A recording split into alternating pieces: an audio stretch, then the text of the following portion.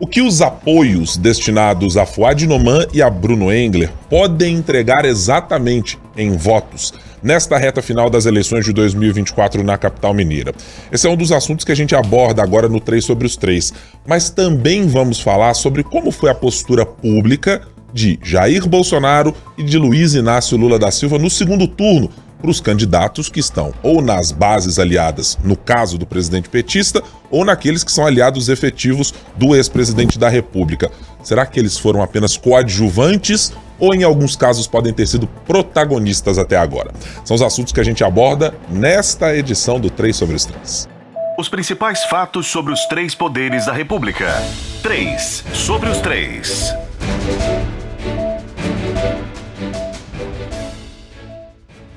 Olá, tudo bem? Eu sou Guilherme Ibrahim, você está em mais uma edição do nosso podcast que semanalmente tem um trio de comentaristas de O Tempo para analisar aquilo que se passa entre os três poderes da República, no Executivo, no Legislativo e no Judiciário, mostrando um pouco como as diversas camadas e interfaces vão se relacionando no dia a dia do poder. Você que já nos acompanha, já sabe o endereço, youtube.com/O Tempo. Semanalmente, sempre às quintas-feiras, tem um novo episódio. Tem também sempre disponível no seu tocador de podcast, no seu tocador de música preferido e sempre também no nosso portal tempo.com.br para você ler o noticiário e também nos acompanhar por lá. Comigo aqui em mais um episódio, editora de O Tempo, Marina Schettini. Como vai, Marina? Tudo bem? Oi, Guilherme, tô ótimo. Bora falar de política. Vamos lá, reta final, semana importante, porque Belo Horizonte tá em ebulição, eu diria, nesses últimos 4 dias antes da gente gravar aqui o nosso podcast. Nossa editora-chefe de O Tempo na capital federal, Francine Ferreira. Oi, Fran, tudo bem? Como vai você? Tudo ótimo, Ibrahim. Oi pra Marina também.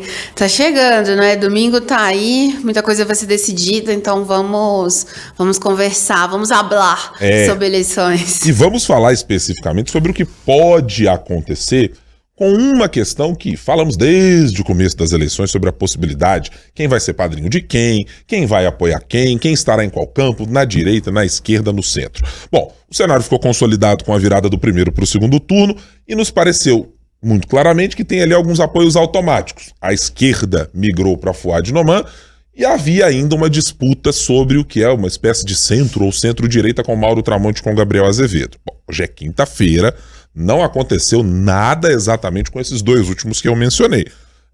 Não abertamente. A gente vai falar inclusive mais sobre isso aqui no 3 sobre os 3. Mas vamos lá. Inicialmente, eu queria colher de vocês as opiniões sobre o que pode acontecer com estes apoios políticos. E quero adicionar algumas outras camadas aqui na nossa conversa. E eu preciso mencionar um episódio específico. Romeu Zema, em 2018, a esta altura do campeonato, era um candidato ao governo de Minas Gerais absolutamente desconhecido de boa parte do eleitorado. No domingo, às 7 ou 8 horas da noite, estava eleito como governador. Estava indo para o segundo turno para disputar com Antônio Anastasia aquela eleição. Temos a possibilidade, na avaliação de vocês, e vou começar pela Marina, de que o próprio Romeu Zema ou algum outro desses aliados, Mauro Tramonte, Gabriel Azevedo, que ainda não se posicionaram, tem algum efeito meteórico nessa campanha? É muito difícil que tenha uma guinada aí por causa de apoio de Zema ou quem quer que seja nesse momento, Guilherme. Eu acho que os padrinhos ficaram muito escondidos, né? Foi um apoio muito morno nesse segundo turno. Na maior parte porque os próprios candidatos não quiseram, né? O Fouad escondeu a esquerda, né? Assim, ok, agradeço o apoio, mas eu sou de centro, não sou de esquerda, não tenho ligação nenhuma com vocês. Uma estratégia que eu acho, inclusive, acertada. E o Engler, por outro lado, trouxe o Bolsonaro para uma visita, inclusive, que não deu muito ibope, né? Acho importante a gente dizer isso. E também com o Zema, que já gravou para ele e ele escolheu não mostrar, pelo menos até agora, não mostrou nada do Zema na propaganda eleitoral gratuita. Então, assim, muito por escolha deles. Eu acho que eles entenderam e perceberam que na eleição municipal realmente, o padrinho, que já é um negócio que a gente não consegue medir muito bem, que é apoio que ele tá, na eleição municipal menos ainda, e que pode trazer o contrário, a rejeição. E acho mais difícil ainda o apoio do Zema, por exemplo, ter algum efeito prático para o Engler, porque são dois tipos de apoio, né? O próprio Bolsonaro falou que é um apoio muito discreto do Zema, né? Ele dá aquela cutucadinha nele ali, porque tem o apoio para o eleitor, que é aquele que o Zema deu para o Bolsonaro em 2022 no segundo turno, que é o que vai para a rua, que mete a cara, vota nele, rezando lá, eu nunca esqueço do Zema rezando, lá orando, né? Ali super compenetrado, um Zema diferente do que a gente era acostumado a ver, pediu voto, viajou, pediu lá, falou que não gostava do PT, PT-fobia, que o PT era muito perigoso. Esse tipo de apoio chega no eleitor. O apoio que o Zema está dando para o Engler é um apoio mais político, que não chega para o eleitor. O eleitor nem sabe que o Zema está apoiando. O Zema falou lá em Sete Lagoas, na região central do estado, quando ele foi questionado, não foi nada efusivo, nada, só falou, ele é meu candidato, porque a gente tem umas propostas parecidas. Esse apoio não chega do eleitor, mas tem um apoio com resultado político, que é o que o Zema está querendo, ao meu ver, né? Ele está querendo se aproximar ali do Bolsonaro, desse pessoal mais à direita extremada, do Cleitinho, do Nicolas, já pensando em 2026, se a gente for pensar esse quadro, o Cleitinho vai estar no meio ali do mandato dele, será que ele vai sair? Né? O Nicolas já deu aqui na entrevista que deu para você e para Thalita, já deu um sinal ali de que ele não quer governo, ele puxa muito voto, será inclusive que ele vai deixar o parlamento para vir para o governo de Minas? Tão novo, 30 anos, vai estar ali, inclusive na idade de corte no começo ali, para poder ser candidato a vereador, muito novo, será que ele já vai fazer isso na carreira dele? Então esse é um apoio que o Zema quis fazer como um movimento muito mais político do que eleitoral. Então aí que eu acho que é mais difícil ainda ter uma grande virada. Eu tô com você nessa hipótese, especialmente a hipótese Romeu Zema, Marina, porque me parece que primeiro a conjuntura é muito diferente. Daquele momento em que a política pós-Lava Jato, mas ainda com os ecos da operação no cangote de um monte de gente, em especial de PT e PSDB, que disputavam aquela eleição com o governador, tinha lá um componente chamado Jair Messias Bolsonaro também disputando a eleição. E uma espécie de sentimento, precisamos ser contra tudo isso que está por aí. É muito diferente do governador que já está há 6 anos no cargo e já passou a ser vidraça, e olha, uma vidraça mais ou menos na mesma proporção do que outros passaram por lá.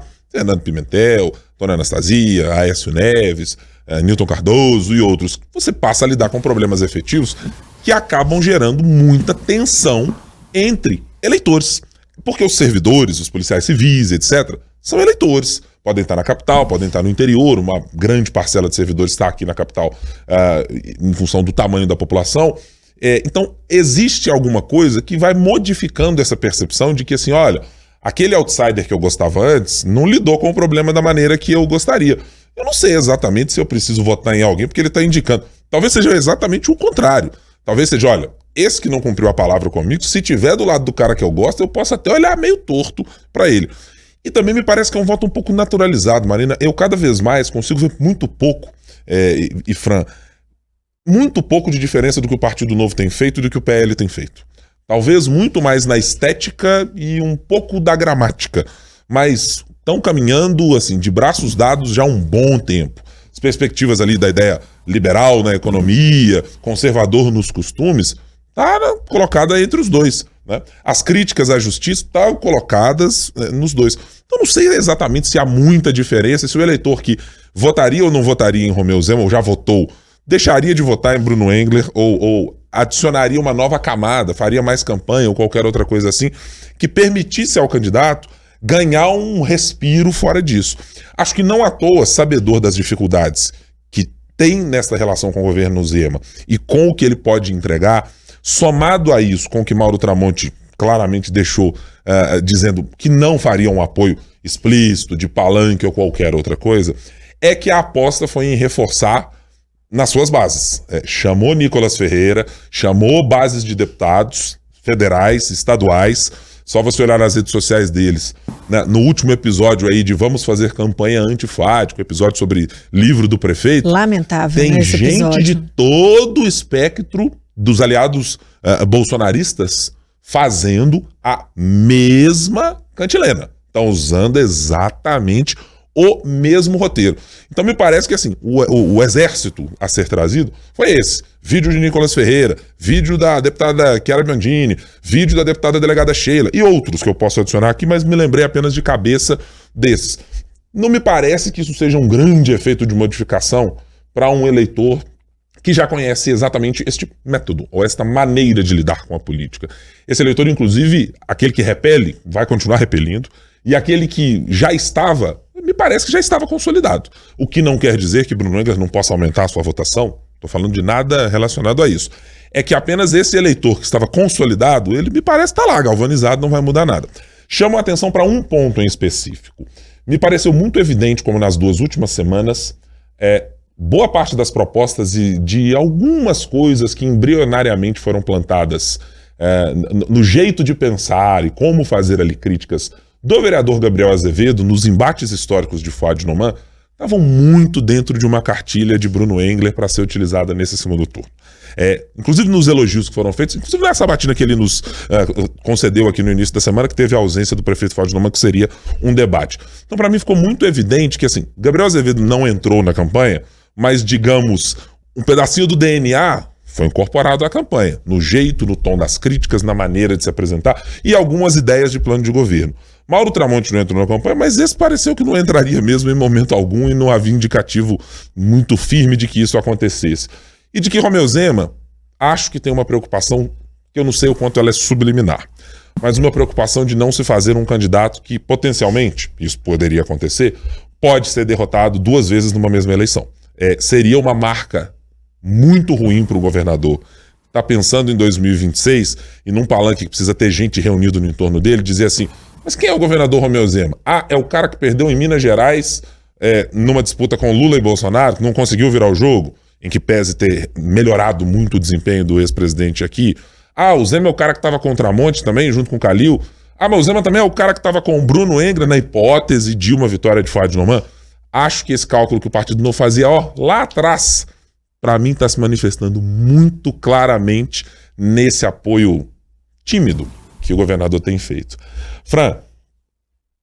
Pois é, eu já ia falar assim, assino embaixo, né, o que vocês dois disseram, mas eu acho que por trás disso também tem até, e aí puxando pelo que você falou, Ibrahim, tem até a questão assim, para esses padrinhos políticos, né, tanto no caso de Zema, ou para outros candidatos aí que participaram, né, do primeiro turno, mas ficaram de fora depois, compensa também mostrar esse apoio, ser alguém engajado e firme nessas campanhas, se não há também identificação, então ficaria algo muito, muito distante do que se pregou durante toda a campanha eleitoral, além do fato também que há a própria rejeição do próprio candidato, que não quer esse apoio. Então, porque muitas vezes esses apoios do segundo turno também já é pensando aí na composição de uma possível Câmara, composição, né, do secretariado ali de governo e tudo.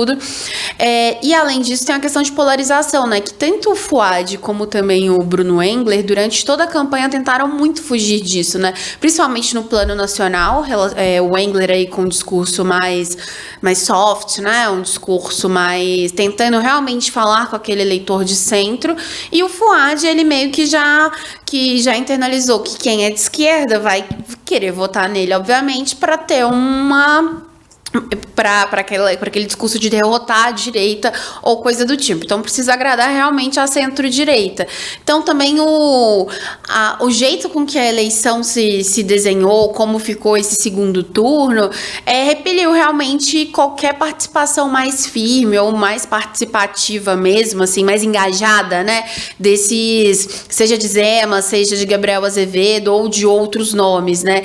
E aí também tem a questão da base, que, se eu não me engano, você mesmo que citou, justamente porque a eleição municipal, ela se faz de uma forma diferente, a gente já falou isso aqui várias vezes, mas ela realmente se faz de uma forma diferente, é da base conversando com a base, né, de deputados que às vezes não tem tanta relação ali com o BH e tudo, fica um pouco mais distante, mas quando um deputado federal que é de BH e alguém prega ali a favor do seu candidato, eu acho que isso ainda ali, na hora de votar, tem tem um peso. Mas se os Emerson ficaram toda semana, a aposta da semana era quando que ele ia aparecer na campanha dos Camões. Eu ainda tô em tempo de fazer mais uma hoje, no final desse episódio. Quando vai aparecer? Não sei se vai dar muito certo agora, não. Se aparecer, talvez seja hoje. Hoje não, sexta, né? Que tem debate igual ele fez lá em 2018. Mas já tem uma coisa, Fran, desculpe te interromper, que já podemos garantir. Não apareceu no horário eleitoral gratuito da manhã desta quinta-feira, quando nós gravamos. Que era assim, o último dia no rádio Uberaba, né? E na televisão. Tá em Uberaba, então ele podia estar participando da campanha aqui, não participou, não é agenda, ele tá hoje lá em Uberaba. E amanhã vem para Brasília. Então talvez tá se desenhando algo de vídeos, etc. Podem ser nas redes sociais de ambos, ou qualquer coisa assim. Mas não num espaço que, inclusive, nesta eleição, no país afora, se mostrou muito efetivo para candidatos sentados na cadeira de governador, que foi o horário político eleitoral gratuito.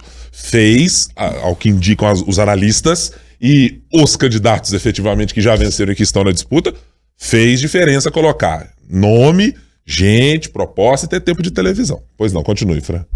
Não, mas eu já tava encaminhando pro fim. É justamente isso. Então, acho que a aposta... Eu, assim, eu não apostaria nessa participação dele aí no final. Acho que se tiver um apoio vai ser mais tímido mesmo. E quando questionado, talvez. Mas é muito diferente do que realmente aconteceu em outros estados, né? Caso de São Paulo. Se a gente olhar para Belém também, né? Onde o Helder Barbalho tenta fazer a eleição do Normando, né? Mas também são primos, enfim. Bem que na política também não importa se é primo, irmão, a galera briga entre si. Então, assim... A Marina, na edição impressa, lidou com algumas histórias que foram virar aqui a nossa coluna à parte, né? Conhecidíssima no estado, os bastidores da política, etc. De gente que teve prefeito preocupado, atual e ex. Teve outras histórias que o resultado eleitoral acabou escondendo, mas que assim, prefeito tava com medo porque a ex-esposa passou a apoiar outro, porque já tava com uma amante. O negócio é sempre muito turbulento na política brasileira. Isso dá até um outro episódio. Dá. mas assim, mas finalizando, né? Eu acho que a eleição em BH se desenhou de uma forma muito diferente do que em outras capitais, né? E conta muito mais quem é o Bruno Engler, quem é o Fouad, e conta muito mais a favor isso do que quem tá com eles, né? Passou aquela época em que era Aécio e Pimentel fazendo um Márcio Lacerda, coisa do tipo, né? A eleição de BH há muito tempo passou a ser somente a pessoa que importa ali. Deixa eu só fazer vou me permitir fazer um pequeno parêntese aqui com uma coisa que a Marina mencionou enquanto tratávamos aqui, eu falava sobre reta final de campanha. Porque eu quero juntar duas coisas aqui, Marina, no chamado episódio Cenas Lamentáveis da eleição de 2024. E eu vou mencionar dois, porque me pareceram absolutamente ruins que a gente tenha passado a discutir coisas dessa natureza e usando este tipo de recorte como se isso fosse determinante, assim, um óbvio embaçamento do que é a realidade. No primeiro turno, no debate da TV Globo, Duda Salabert fazendo ali aquela ideia de uma associação do prefeito Fouad Noman com a ditadura militar, com o fato de ter passado uma parte do seu serviço militar tendo estado lá no 12º Batalhão de Infantaria, por onde eu já passei lá para ser dispensado, por onde outros passaram e etc. Acho um episódio absolutamente lamentável, porque é brincar com a história brasileira e não há, e aqui nós estamos gravando o episódio no dia de hoje, não se descobriu até agora nada que o prefeito tenha atuado como das pessoas mais vis, cruéis e desumanas que a sociedade brasileira já produziu, que foram os ex-presidentes militares que esse país já teve, sem contar os seres humanos deploráveis que são os torturadores. E não dá para transformar as coisas como se elas fossem apenas, não, é só retórica de campanha. Não são retórica de campanha. Acho que é lamentável que a deputada Duda Salabert... Tem limite, né? Tem limite. Tenha adotado essa postura. Da mesma maneira, o registro também numa reta final de campanha, o que parece ser um momento de desespero, de assim, usar das táticas mais baixas e espúrias, este episódio atual em que nós estamos vendo nas redes sociais, parlamentares e pessoas também sugerindo, no caso do prefeito, que o prefeito tem qualquer relação com ideias de uma obra de ficção sobre pedofilia.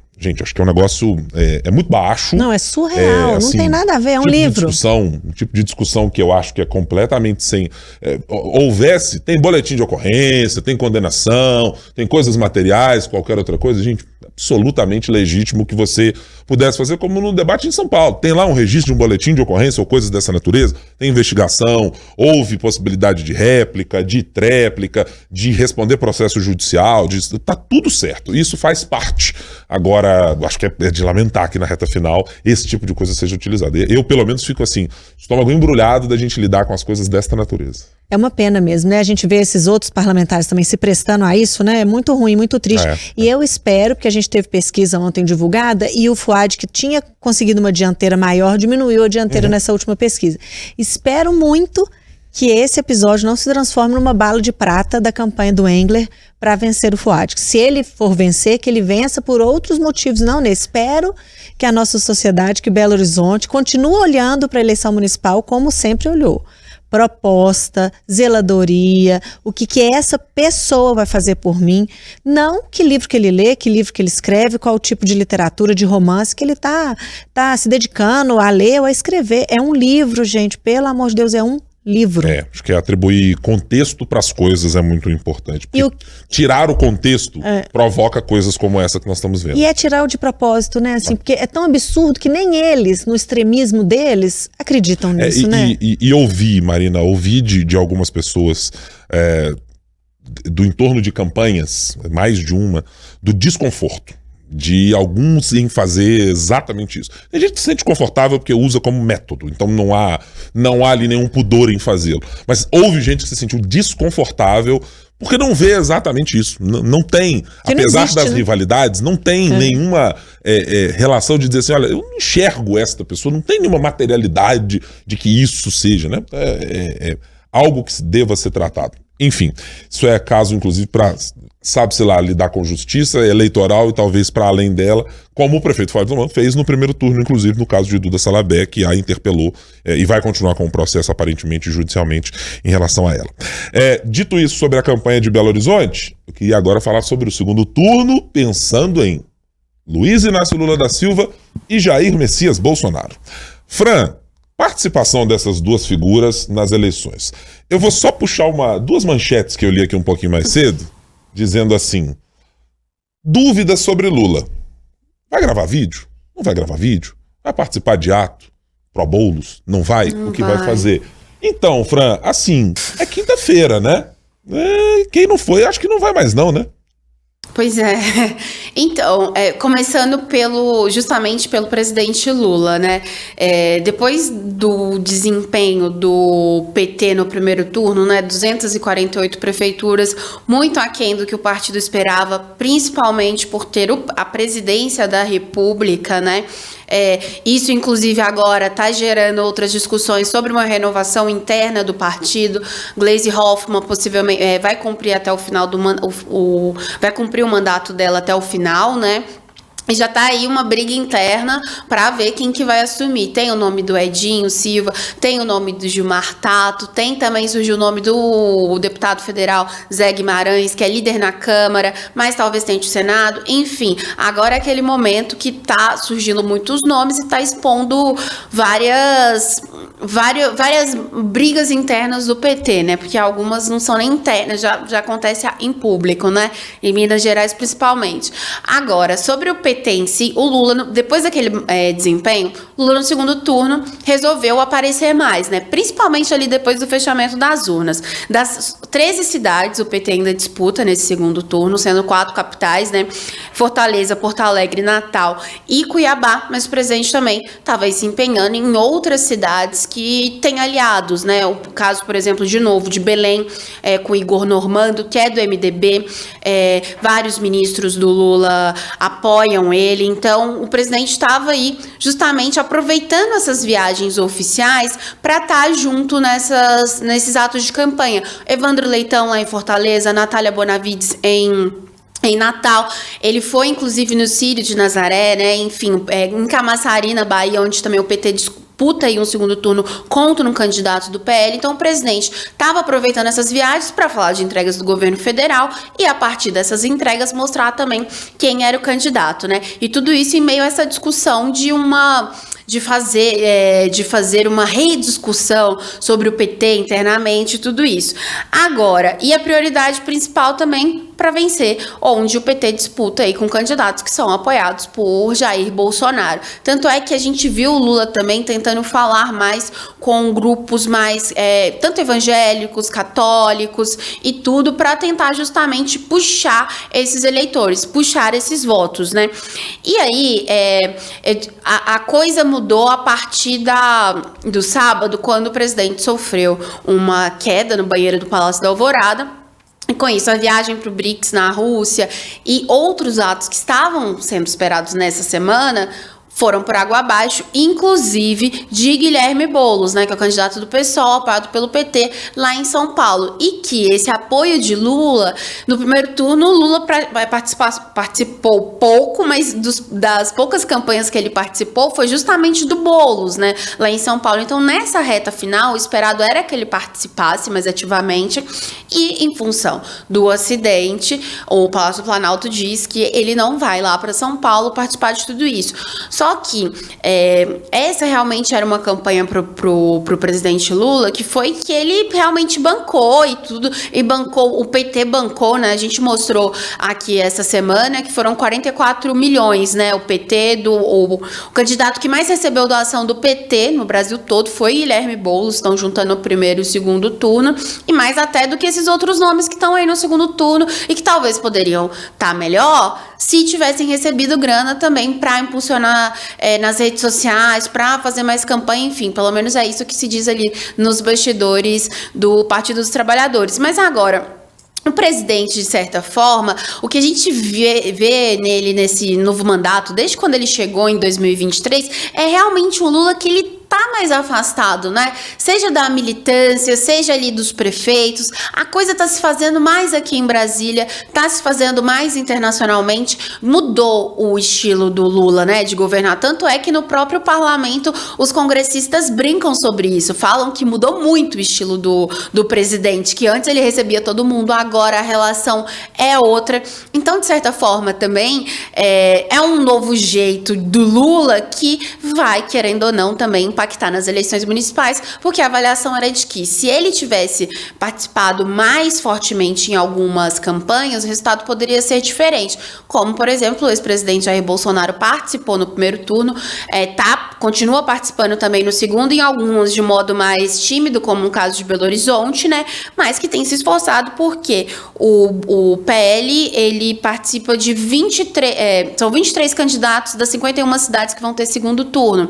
Então, assim, e o caso lá de São Paulo era diferente, né? Primeiro turno eu não sabia se é de Nunes ou Pablo Marçal, oficialmente era o Nunes, e agora, nesta semana, ele entrou de vez lá na campanha de Nunes para dar aquele apoio, puxar votos que no primeiro turno foram pro Pablo Marçal. Mas o que a gente vê, o Bolsonaro também, por não estar no poder, teve mais tempo também para se engajar nas campanhas, né?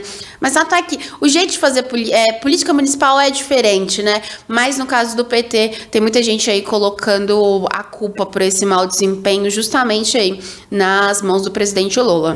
Eu estou na direção contrária desta avaliação.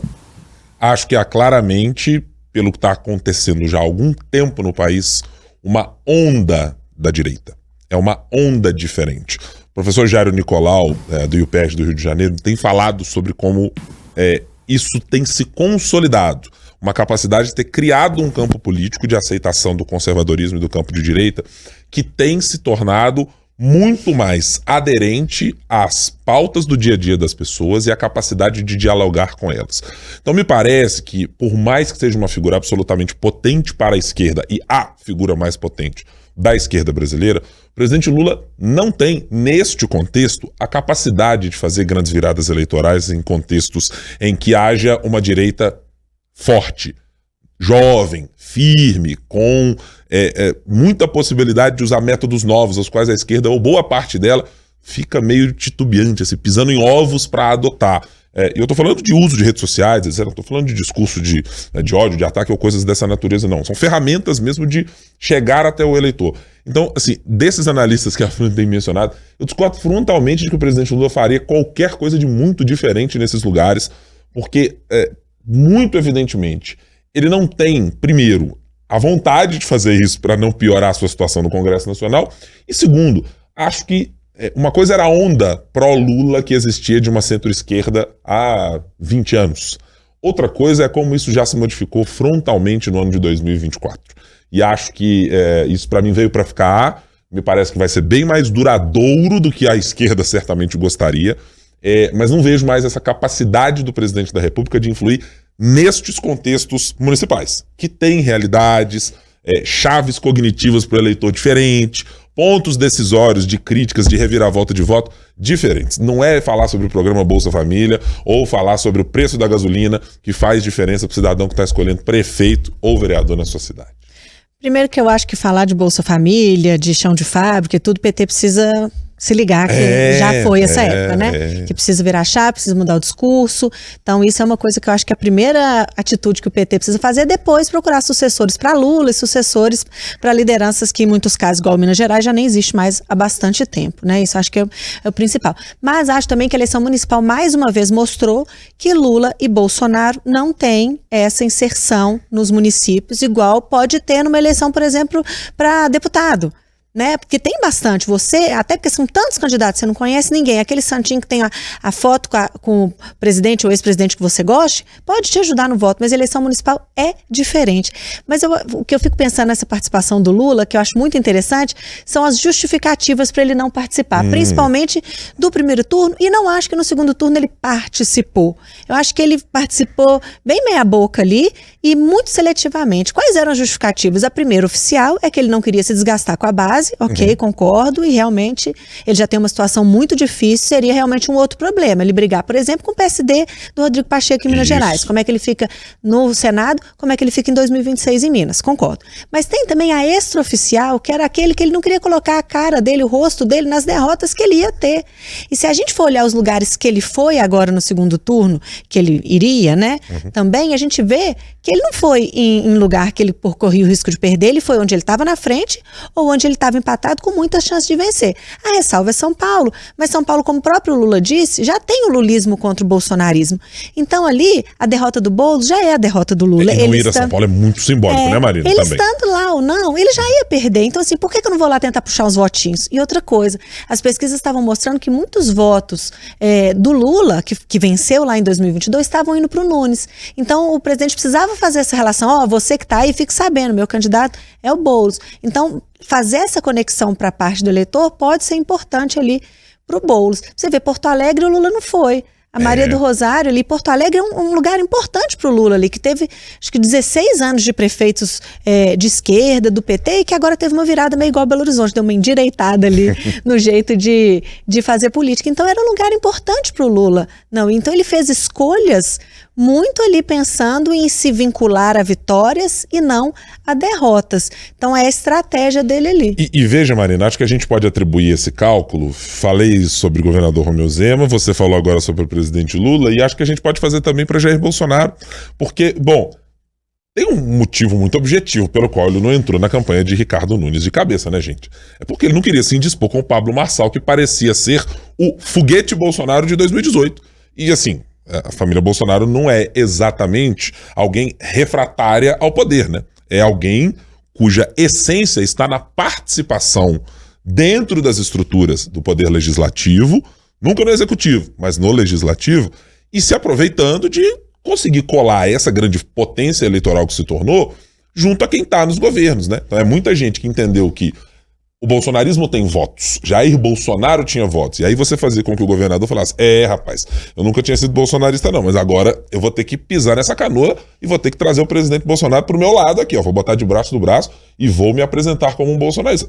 Vejamos Tarcísio de Freitas, né? A trajetória política dele não tem nada a ver necessariamente com o bolsonarismo até a ascensão do ex-presidente Jair Bolsonaro. E aí as coisas mudam de figura. Eu acho que todos esses atores tentaram calibrar sua participação para não deixar fissuras, para não deixar rachas, para não deixar também máculas neles, dizendo assim, ixi, participou da campanha do cara que perdeu, ixi, esse aí não deu apoio que deveria, ih, gravou vídeo só na reta final. Então, todos eles tiveram posições muito dúbias em várias das cidades, em vários dos municípios, e agora nas 51 cidades mencionadas pela Fran de segundo turno.